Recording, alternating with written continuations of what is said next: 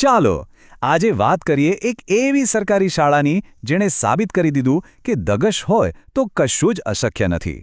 આ વાર્તા છે ગુજરાતના પાલજ ગામની પ્રાથમિક શાળાની, જે આજે આખા દેશ માટે એક મિસાલ બની ગઈ છે. ખરેખર આ એક પ્રેરણાદાયક ગાથા છે. અને આ આખી ગાથાનો પાયો છે એક શક્તિશાળી વિચાર કે શિક્ષક ક્યારેય સામાન્ય નથી હોતો.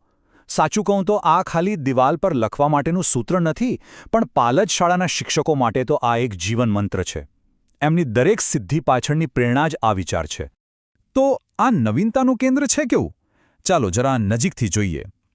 પાલજ સરકારી પ્રાથમિક શાળા એટલે શું? એટલે આચાર્ય, શિક્ષકો, વિદ્યાર્થીઓ અને આખા ગામ લોકોનો એકજૂટ થઈને કરેલો પ્રયાસ. એક એવી જગ્યા જ્યાં બાળકોની કલ્પના શક્તિને ખરેખર પાંખો મળે છે. આ શાળાની સફળતાની કહાણીની શરૂઆત જ એવી ધમાકેદાર થઈ કે સીધા આંતરરાષ્ટ્રીય મંચ પર પહોંચી ગયા. ચાલો જાણીએ કે એક નાનકડા ગામનો પ્રોજેક્ટ આખી દુનિયામાં કેવી રીતે છવાઈ ગયો. વાત છે આઈઆઈટી ગાંધીનગર જેવા મોટા મંચની. ત્યાં ક્યુરિયોસિટી કાર્નિવલ યોજાયો હતો. અને અહીં પાલજ શાળાના વિદ્યાર્થીઓએ કંઈક એવું રજૂ કર્યું કે જોનારા જોતા જ રહી ગયા. એમણે રજૂ કર્યો ઐતિહાસિક સિક્કા અને ચલણી નોટોનો એક અદ્ભુત સંગ્રહ. હવે તમે વિચારશો કે સંગ્રહમાં શું મોટી વાત છે? તો સાંભળો, આ કોઈ નાનો સૂનો સંગ્રહ નહોતો. 750થી પણ વધારે ભારતીય અને વિદેશી સિક્કા અને નોટો. અને આટલા જોરદાર કલેક્શન સાથે એમણે જવાહર નવોદય અને કેન્દ્રીય વિદ્યાલય જેવી મોટી શાળાઓને પણ પાછળ રાખી દીધી. અને આ મહેનતનું પરિણામ સીધો વર્લ્ડ રેકોર્ડ. જી હા, આ અસાધારણ પ્રયાસ માટે શાળાનું નામ વર્લ્ડ વાઇડ બુક ઓફ રેકોર્ડ્સમાં નોંધાયું. આનાથી મોટું ઉદાહરણ શું હોઈ શકે કે જો તક મળે ને તો સરકારી શાળાના બાળકો પણ દુનિયા જીતી શકે છે. દુનિયામાં નામ કમાયા પછી શાળાએ પોતાની તાકાત પોતાના ગામને બદલવા તરફ વાળી. હવે વાત કરીએ એ પહેલની, જેણે ખાલી શાળાને નહીં પણ આખા ગામની તસવીર બદલી નાખી. એમણે શરૂ કર્યું પ્લાસ્ટિક મુક્ત ગામ અભિયાન. આઈડિયા એકદમ સિમ્પલ પણ એટલો જ અસરકારક. દર બુધવારે દરેક બાળક પોતાના ઘરેથી પ્લાસ્ટિકનો કચરો ભેગો કરીને શાળાએ લાવે. એ બધો કચરો જાય આઈઆઈટી ગાંધીનગરમાં રિસાયકલિંગ માટે. અને બદલામાં બાળકોને શું મળે? ભણવાની નવી નવી સામગ્રી. કેવો સરસ રસ્તો! પર્યાવરણ પણ સચવાય અને ભણતરને પણ વેગ મળે. અને આ અભિયાનની અસર કેટલી થઈ? આંકડા સાંભળશો તો નવાઈ લાગશે. ફક્ત એક જ વર્ષમાં 245 કિલોગ્રામ પ્લાસ્ટિક કચરાના ઢગલામાં જતું અટકાવાયું. આ બતાવે છે કે એક નાનકડું પગલું પણ પર્યાવરણ માટે કેટલું મોટું વરદાન બની શકે છે. હવે આ સારા કામ માટે શાળાને એવોર્ડ મળ્યો, પણ ખરી મજા તો એ જાણવામાં છે કે એમણે એવોર્ડના પૈસાનું શું કર્યું. એમણે સમસ્યાને ઉપરથી નહીં પણ મૂળમાંથી જ ઉકેલવાનો વિચાર કર્યો.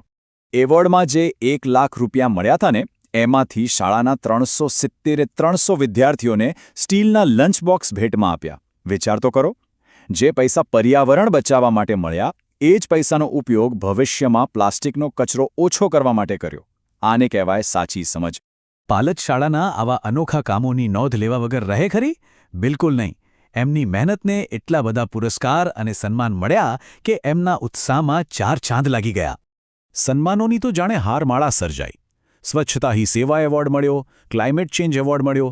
પણ સૌથી મોટી અને ગર્વની વાત તો એ છે કે ગુજરાતના શિક્ષણ વિભાગે શાળાની આ પદ્ધતિઓને બેસ્ટ પ્રેક્ટિસ તરીકે સ્વીકારી.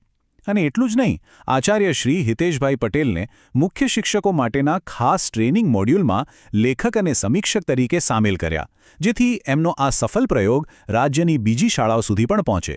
ખુદ મુખ્યમંત્રીશ્રીએ પણ પત્ર લખીને એમના કામને બિરદાવ્યું.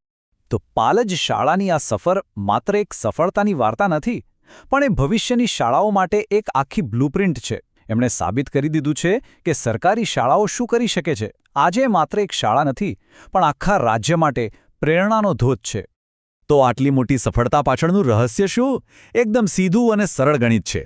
પહેલું, આચાર્ય શ્રી હિતેશભાઈ પટેલ જેવું મજબૂત નેતૃત્વ. બીજું, કંઈક નવું કરવા માટે હંમેશા તૈયાર રહેતી શિક્ષકોની ટીમ. અને ત્રીજું અને સૌથી અગત્યનું, આખા ગામનો સાથ અને સહકાર. જ્યારે આ ત્રણેય વસ્તુઓ ભેગી થાય ને, ત્યારે આવા જ અસાધારણ પરિણામો મળે છે. તો અંતે એક સવાલ મનમાં આવે છે.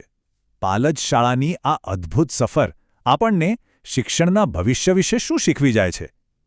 જો એક ગામની સરકારી શાળા આવું અકલ્પનીય પરિવર્તન લાવી શકતી હોય, તો વિચારો કે આ જ મોડલ જો રાજ્યની દરેક શાળા અપનાવે તો કેવો ચમત્કાર થઈ શકે. બસ આ વિચાર સાથે જ આજનું આ વિશ્લેષણ અહીં સમાપ્ત કરીએ.